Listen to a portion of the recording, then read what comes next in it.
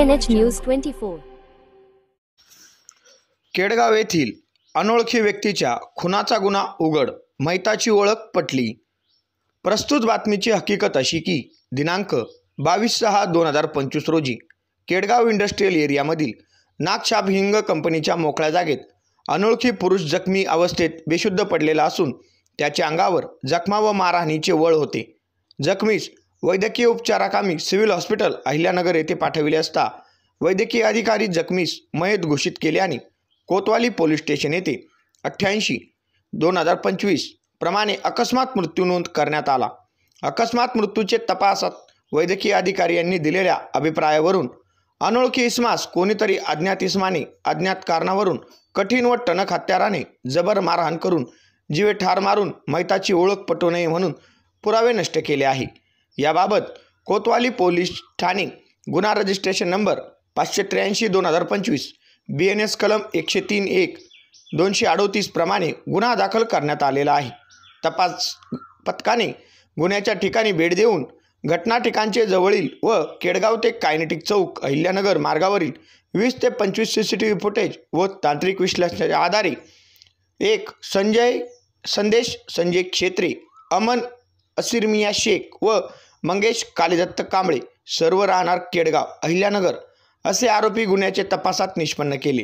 दिनांक 24/6/2025 रोजी गोपनीय व तांत्रिक विश्लेषणाच्या आधारे केडगाव अहिल्यानगर परिसरात आरोपीचा शोध घेऊन एक संदेश संजय क्षेत्रे वय 25 राहणार भूषणनगर केडगाव अहिल्यानगर, 2 अमन असिरमिया शेख वय 23 राहणार शिवाजीनगर केडगाव अहिल्यानगर व 3 मंगेश कालीदत्त कांबळे वय 21 राहणार भूषणनगर केडगाव अहिल्यानगर अशांना ताब्यात घेतले।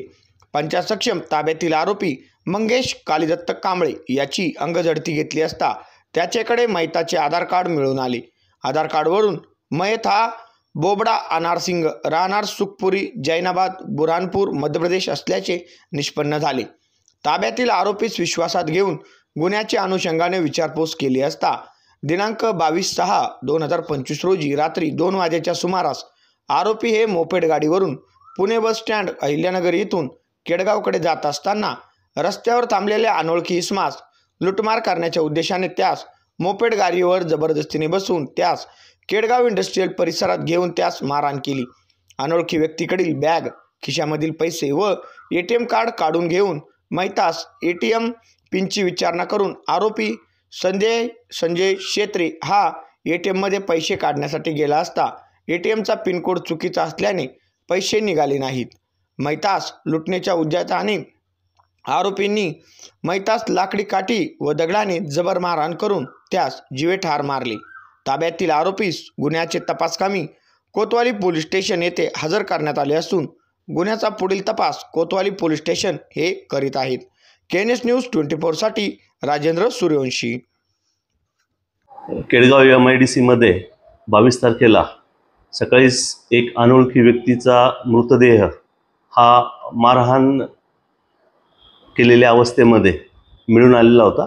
सदर प्रकरणी अनोळखी व्यक्तींविरुद्ध खुनाचा गुन्हा कोतवाली पोलीस स्टेशनला दाखल करण्यात आलेला होता। जिल्ह्याचे पोलीस अधीक्षक श्री सोमनाथ घारगे सर यांनी स्थानिक गुन्हे शाखेला तपास संबंधी आदेश दिले होते।